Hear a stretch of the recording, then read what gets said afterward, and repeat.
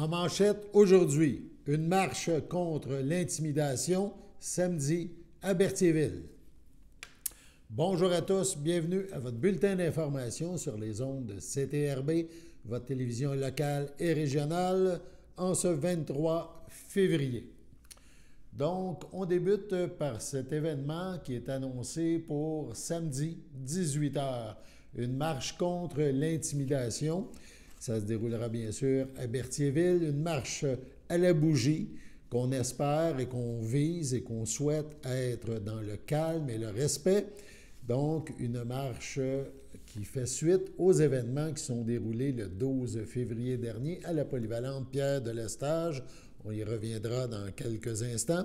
Donc, cette marche débutera au Centre de service Québec dans le Vieux-Berthier, place du marché. Donc, on débutera à 18h. On aurait aimé faire la marche dans l'après-midi, mais puisque cette marche se terminera à l'école polyvalente, sur le terrain, là où s'est produit les événements dont on vous parle dans quelques instants.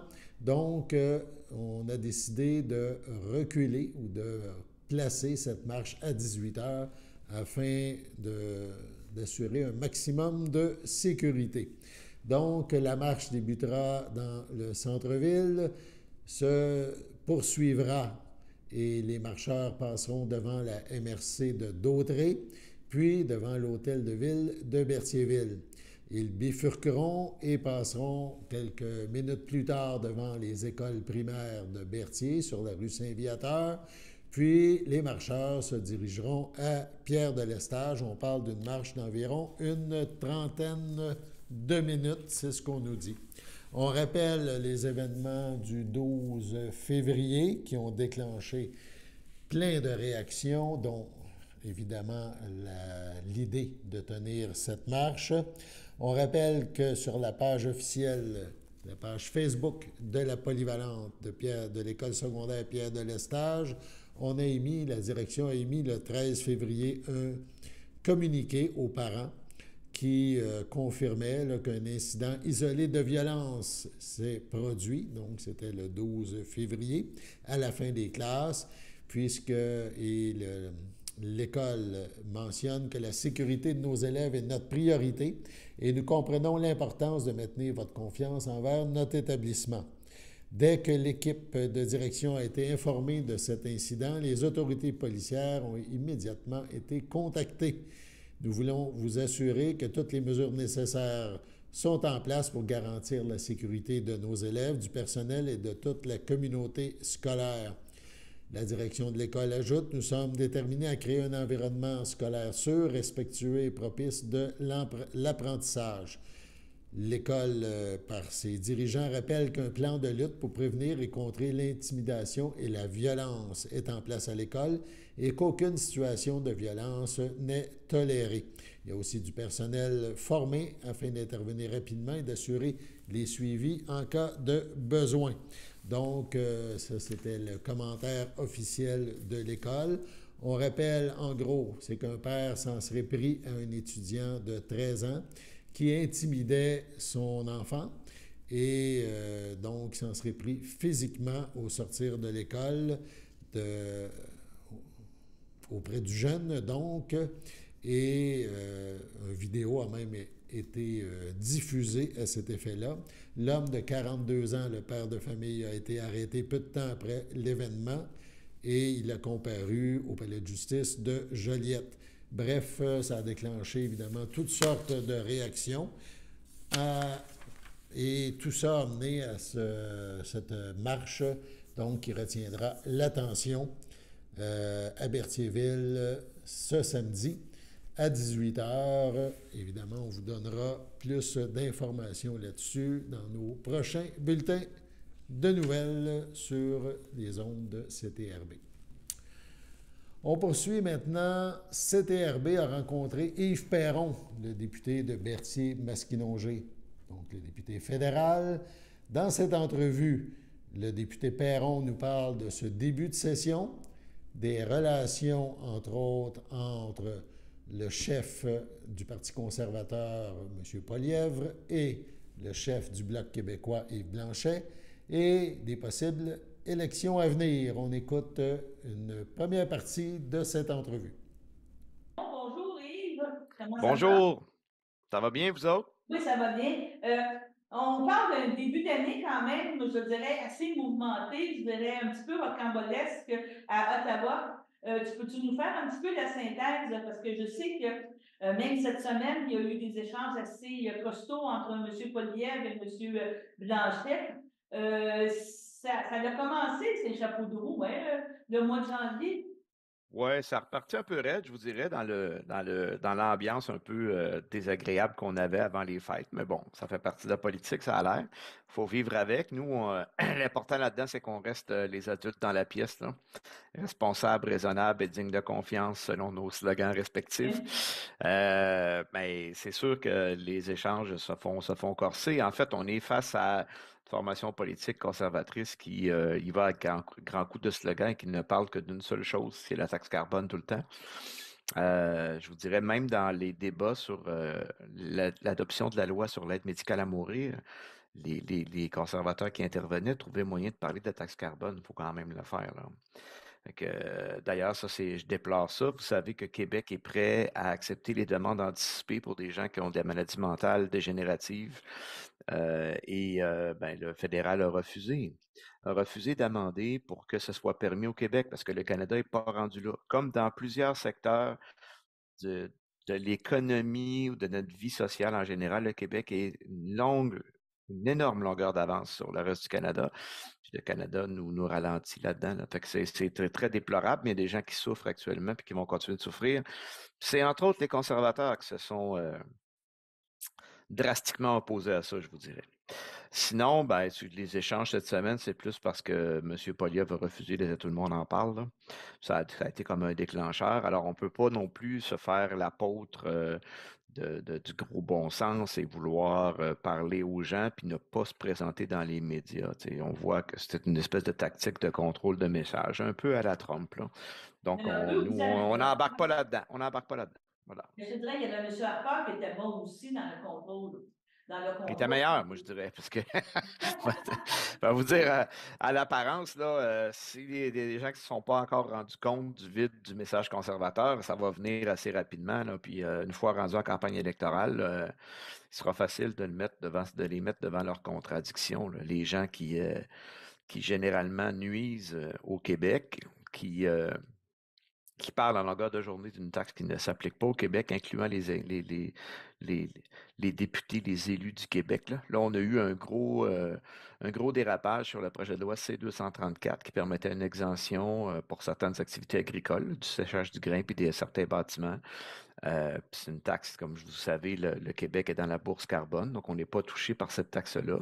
On a quand même accepté par principe de créer une exception agricole parce qu'on trouve que c'est juste et qu'effectivement, il n'y a pas de substitut disponible, particulièrement pour le séchage du grain présentement. Et ben là, au Sénat, il y a eu des menaces, il y a eu de l'intimidation. On a publié des portraits de sénatrices sur les réseaux sociaux qui ont reçu des menaces de mort. Tu sais, c'est des choses épouvantables. Là, ça revient à la Chambre amendée. On a réduit la durée d'exemption à 3 ans, puis on a retiré les bâtiments. Puis nous, comme formation politique, ben, en plus, en partant du fait que cette loi-là ne touche pas le Québec, puis ça se trouvait à désavantager un peu nos producteurs, ben, on trouve que c'est un compromis acceptable, puis on va accepter cette loi-là pour la passer, mais c'est pas ce que les conservateurs souhaitent, évidemment. Puis eux, j'ai l'impression souvent qu'ils ne souhaitent même pas que ce soit adopté, ils souhaitent juste pouvoir faire du millage politique et des slogans sur ça, tu sais. Fait que nous, c'est ça. Comme je disais tantôt, on reste raisonnable, puis on essaie de travailler sur les résultats, puis d'apporter des gains pour les gens. Tu me parles du C-234, mais le C-282, à la C'est de base, quatre. Ouais. on est en train de voir la lumière au bout du tunnel ou c'est encore? Je le souhaite ardemment, mais c'est pas évident. Vous savez, le Sénat, ça fonctionne pas du tout comme la Chambre des communes. Les sénateurs peuvent dire qu'ils ont l'intention de parler sur un projet de loi, puis simplement dire qu'ils sont pas prêts. Puis ça a comme impact de geler le projet de loi. Donc, on commence à avoir l'impression qu'on est là-dedans parce que le projet de loi est là depuis fin septembre, début octobre quand même. Fait que nous, on multiplie les rencontres. J'en fais encore plusieurs cette semaine, là, des rencontres avec des sénateurs un à un. pour leur expliquer qu'est-ce que c'est la gestion d'offres, pourquoi c'est important pour l'économie du Québec et de l'ensemble du Canada aussi, et pourquoi ils devraient l'adopter. Fait que on a quand même bon espoir, mais là, il faut qu'on multiplie, il faut qu'on augmente la cadence des démarches, je vous dirais, puis il va falloir peut-être qu'on mette un peu de pression là, sur certains sénateurs qui n'ont pas l'air d'avoir l'intention que ça avance. Mais je ne suis pas rendu à accuser des gens formellement de retarder, là, sauf que faut que ça commence à débouler parce que nous, on souhaite que ce projet de loi revienne au Parlement avant le mois de juin pour qu'on soit adopté et qu'il prenne force de loi avant la prochaine élection. C'est fondamental, c'est hyper important. Là, je vais te relancer d'abord sur le mot la prochaine élection. Je voulais pas Ouais. je voulais un petit peu plus tard, et tout ça. Ça a l'air de quoi? Je vais te poser la question. Là, il y a un ultimatum du NPD qui dit Ouais. que le 1er mars, ils vont débarquer, mais je ne sais pas s'ils ont les moyens de partir, de partir en élection, Ouais. c'est une question. Et beaucoup de personnes disent, ben, là, la balance du pouvoir tombe dans vos mains. Ben voilà. Donc, dans le fond, nous, on ne fera jamais d'alliance formelle avec quelque gouvernement que ce soit. Ça a toujours été clair. C'est l'erreur que le NPD a faite de vendre son âme. Puis là, ils sont pognés depuis un peu plus d'un an à voter n'importe quoi, mais dans leur discours à dire le contraire, puis à dénoncer le gouvernement, puis arriver au vote, ils votent pour le gouvernement. Fait qu'ils sont en train de perdre toute leur crédibilité. Je pense qu'ils commencent à s'en rendre compte. Puis j'espère que les électeurs s'en rendent compte aussi. Là, les menaces, bof, écoutez, les gens du NPD nous ont quand même habitués à pas trop prendre leurs menaces au sérieux dans les derniers mois, donc on ne sait pas trop à quoi s'en tenir. C'est pas exclu qu'il y ait une élection, mais l'échéance prévue, notre ligne demeure toujours la même. L'échéance prévue, c'est 2025. On pense qu'on devrait se rendre là.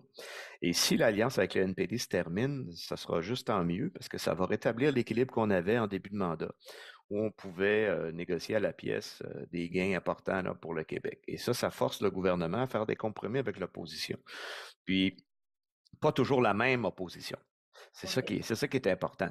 Parce qu'un mandat minoritaire, quand on donne ça, la population, c'est ça le mandat. Là. On dit, on vous met au gouvernement, mais on ne vous fait pas assez confiance pour vous donner les deux mains sur le volant au total, là, le contrôle total. Fait que vous devrez négocier avec les gens de l'opposition. Puis c'est dans des contextes de gouvernement minoritaire que les lois les plus équilibrées, les plus intelligentes sont votées généralement. Tant qu'à ça, moi, c'est juste positif. Puis écoutez, si ça faisait en sorte qu'on tombe en élection, parce que nous, je l'ai mentionné tantôt, je le répète, on ne votera pas pour n'importe quoi. On a des conditions, exemple, nous, on demande que les pensions de l'IS soient indexées à partir de 65 ans. On ne lâchera pas ça. Là. Okay. Fait que demandez-nous pas de voter pour un budget si ça c'est pas dedans. Voyez-vous? Fait que ça se peut qu'on aille en élection. Si on y va, ben on sera prêt. Okay. Puis l'important, c'est de se garder un bloc fort pour peu importe la couleur du gouvernement de l'autre bord, on puisse défendre la voix du Québec puis apporter les avantages pour notre monde. Chers téléspectateurs, vous êtes cordialement invités le samedi matin dès 9h30 à notre bingo télédiffusé de nos studios de Berthierville. Depuis plusieurs années, nos adeptes de la télévision régionale se sont divisés un montant de 600 $, disponible chaque semaine lors de notre joute de bingo à CTRP. Un amical animateur et ses joyeux compères, dont un technicien et deux bénévoles, partagent tour à tour cette émission dans le but de vous agrémenter durant 60 minutes. Un moment de plaisir qui pourrait s'avérer payant pour vous. Vous pouvez donc vous procurer les cartes de jeu chez les dépositaires participants et j'ai nommé à Berthierville, le dépanneur Formule 1 et le garage Pétroté sur la rue Gilles Villeneuve, le marché IGA Extra sur la rue Gabrielle Brissette, le marché Métro sur la rue Notre-Dame et la pharmacie Proxime sur la rue Frontenac. À Saint-Ignace-de-Loyola, le dépanneur Esso sur la rue de la Traverse et le marché Aldo sur le rang Saint-Michel. C'est donc un rendez-vous hebdomadaire chaque samedi matin dès 9h30 sur les ondes de CTRP, votre télévision régionale et communautaire, maintenant en haute définition. On vous attend donc en grand nombre et toute l'équipe vous souhaite bonne chance.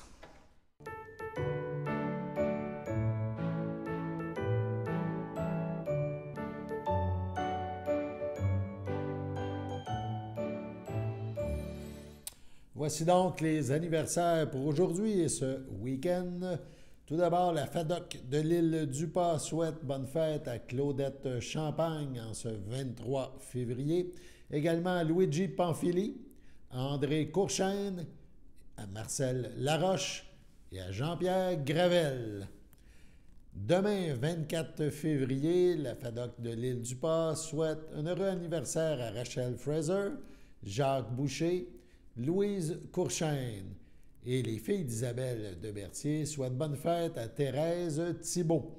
C'est votre anniversaire aujourd'hui ou ce week-end? Eh bien, toute l'équipe de CTRB se joint à moi et vous souhaite bonne fête. Les Marguillés, Guy Marion et Luc André Nadeau invitent la communauté de l'île du Pas à une réunion d'information importante qui sera axée principalement sur la situation financière de la communauté et notamment de l'Église de l'île du Pas. Cette rencontre, cette séance aura lieu à 10h30 le 3 mars prochain. Elle prendra place à l'Église de l'île du Pas. La présence des citoyens de la communauté est vivement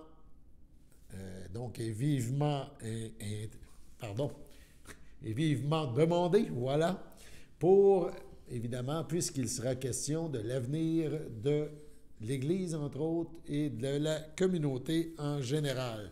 Évidemment, on parlera finances lors de cette rencontre et la présence des gens est donc souhaitée, puisqu'il s'agit d'un élément important à l'île du Pas, l'église de l'endroit qui sert évidemment à plusieurs événements durant l'année. Donc, on fera le portrait de la situation et on en saura plus suite à cette rencontre. Le service de la culture et des communications de la MRC de Dautrey, la municipalité régionale de Comté, a annoncé ces dernières heures le lancement de 2 appels de projets visant à soutenir la richesse culturelle et patrimoniale de son territoire. Cette initiative s'inscrit dans l'engagement continu de la MRC de Dautrey envers le développement culturel. Des formulaires de candidature et toutes les informations nécessaires sont disponibles sur le site web de Culture et patrimoine de la MRC. On le retrouve à l'adresse suivante: culturepatrimoineautrey, en un seul mot, .ca/financement.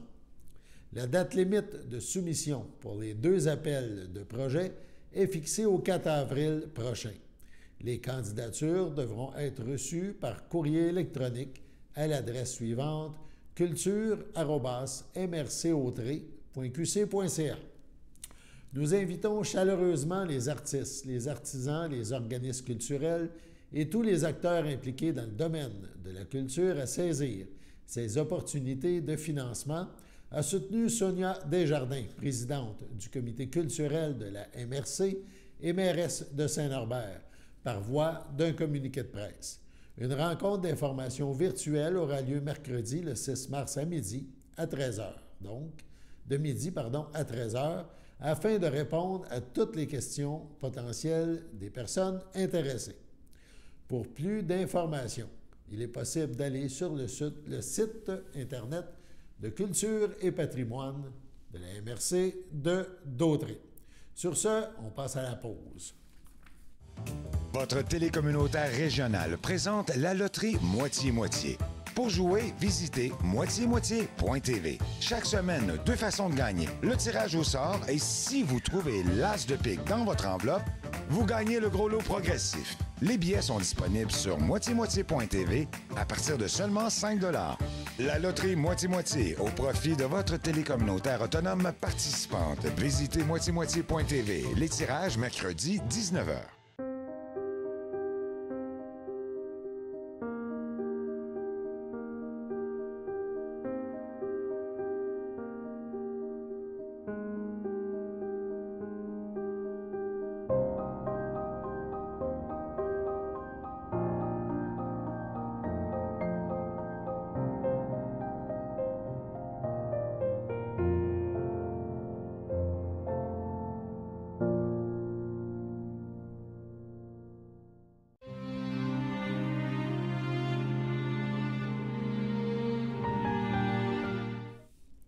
Au CHDL Saint-Charles-Borromée, le 10 février à 70 ans, est décédé M. Denis Rouleau, fils de feu Viateur Rouleau, de feu Carmel Coutu, demeurant à Joliette, mais natif de Saint-Viateur. L'ayant précédé sa sœur Sylvie, il laisse dans le deuil ses frères, sœurs, beaux-frères et belles-sœurs. René Rouleau, Marie-Claude Leblanc, Jean Rouleau, Chantal Tremblay, Diane Rouleau, Marie Rouleau, Hélène Rouleau, Michel Simard, Ginette Rouleau, Pierrette Rouleau, ainsi que plusieurs neveux, nièces, autres parents et amis. M. Rouleau ne sera pas exposé et une cérémonie aura lieu en toute intimité. M. Denis Rouleau sera inhumé au cimetière de Saint-Viateur à une date ultérieure. Au centre d'hébergement Champlain du château de Berthierville, le 30 janvier, à 97 ans, est décédée Mme Françoise Bérard, épouse de feu Lomère Piette, fille de feu Rodolphe Bérard et de feu Exilia Bastien, demeurant à Berthierville. La défunte laisse dans le deuil ses enfants, Christian Piette, Claudine Lambert, Hélène Piette, Guy Dubuc, Sylvie Piette, Jacques-Émile Cardin. Elle laisse un grand vide dans le cœur de ses petits-enfants, Justin Benjamin L. Piette, Amélie et Vincent Deshaies, Jean-Michel et Élise Cardin. Ses arrière-petits-enfants, Laurie Théo, Louis, Florence, Béatrice, Clara et Rosalie. Elle laisse également dans le deuil sa belle-sœur, Thérèse Vanasse, feu Bernard Bérard. La famille vous accueillera samedi 24 février dès 11h au complexe funéraire Efterio, 741 Notre-Dame à Berthierville. Suivront les funérailles en l'église de Sainte-Geneviève-de-Berthier à 14h. Madame Bérard Piette sera inhumée au cimetière de Berthierville le même jour. Au CHSLD Parphélia Ferland, le 14 janvier, à 88 ans, est décédée Mme Odile Drainville, épouse de feu Gilles Poulette et mère de feu René Poulette, demeurant à Sainte-Geneviève-de-Berthier. Elle est allée rejoindre ses frères, sœurs, beaux-frères et belles-sœurs, Jean Davila, Céline, Agathe, Claude, Clémence, Pierre et Daniel, ainsi que Normand et André Poulette.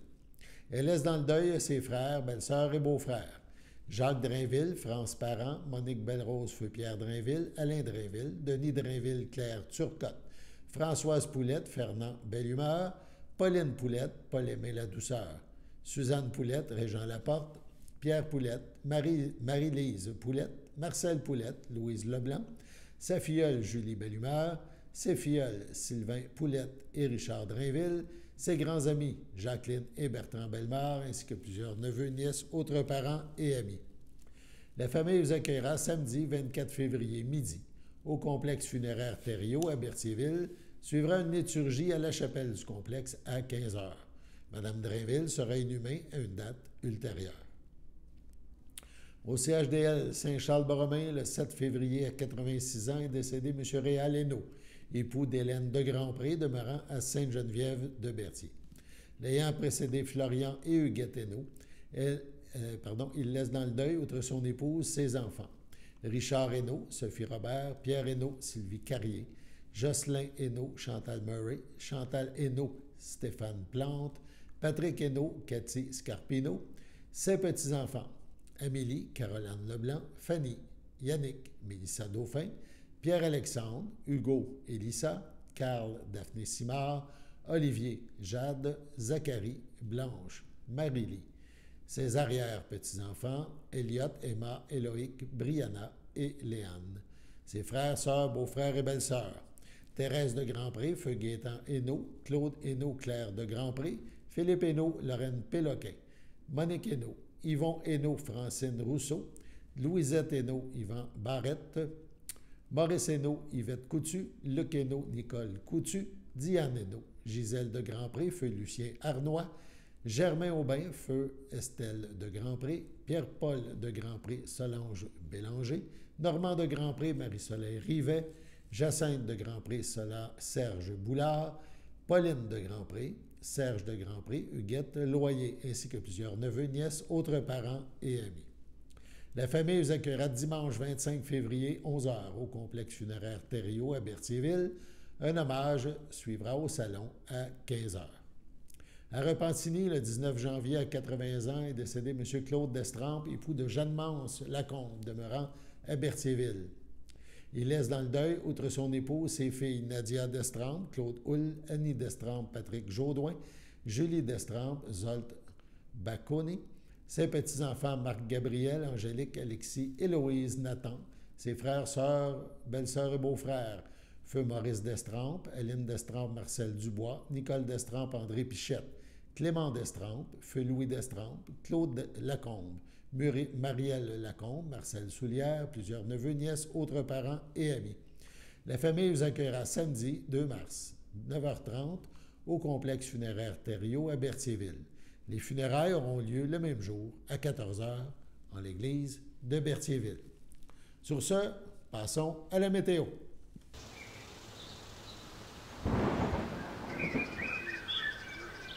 Bienvenue à votre météo de cette semaine. Aujourd'hui, vendredi soir, ce sera nuageux avec éclaircies, une température de -3, un temps ressenti de -10.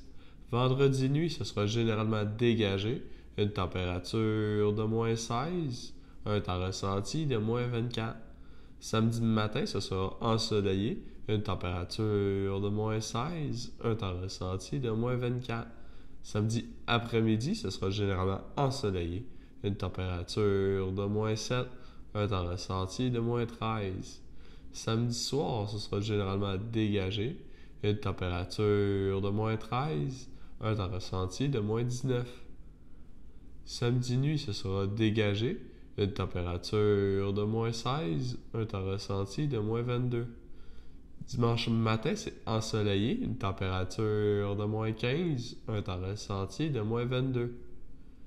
Dimanche après-midi, ce sera un ciel variable, température de -2, un temps ressenti de -7. Dimanche soir, ce sera nuageux avec quelques flocons, une température de -4, un temps ressenti de -9, moins de 1 cm de neige. Dimanche nuit, ce sera nuageux avec quelques flocons, une température de -3, un temps ressenti de -7, moins de 1 cm de neige. Et voilà, c'était tout pour votre météo. On vous rappelle en terminant cette marche contre l'intimidation. Ça se déroulera à Berthierville, donc samedi à 18h, départ du centre-ville, place du marché. On passera entre autres par rue Montcalm devant la MRC de Dautré, l'Hôtel de Ville, puis rue Saint-Viateur devant les écoles primaires de Berthierville, et le tout se terminera devant la polyvalente Pierre de l'Estage où différentes personnes devraient prendre la parole. On parle entre autres parmi les gens présents de Jean-Sébastien Bourré, qui est porte-parole de la Fondation Jasmin Roy et Sophie Desmarais, une fondation, entre autres, qui cherche à sensibiliser, éduquer et soutenir afin de trouver des solutions durables aux problèmes de violence, de discrimination et d'intimidation dans tous les milieux de vie, notamment dans nos écoles. Donc, un événement à suivre. Sur ce, toute l'équipe de CTRB se joint à moi, Alain Bellumeur, pour vous souhaiter un bon week-end. On se retrouve lundi.